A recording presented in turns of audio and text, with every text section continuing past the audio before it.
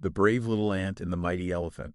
In a lush green jungle, there lived a tiny ant named Andy. Andy was small but full of determination.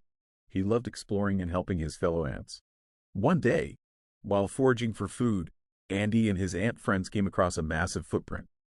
It was so big that it covered an entire patch of grass. "What could have made this?" asked one of the ants, trembling with fear. "It must be the mighty elephant," said another. "He's the biggest and strongest animal in the jungle. We should stay away from him." But Andy was curious. He had never seen the elephant and wondered if he was really as scary as the other ants said.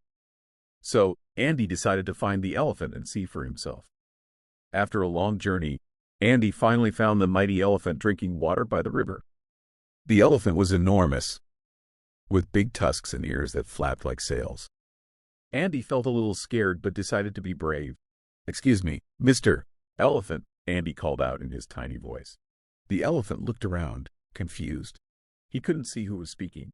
"Down here," Andy shouted, standing on a rock. The elephant finally spotted him. "Oh, a little ant," said the elephant with a smile. "What brings you here, little one?" "I've heard stories about how big and strong you are, and how everyone is afraid of you," said Andy. "But I wanted to see if you were really that scary." The elephant chuckled. "Well, I am big and strong, but I'm not scary at all.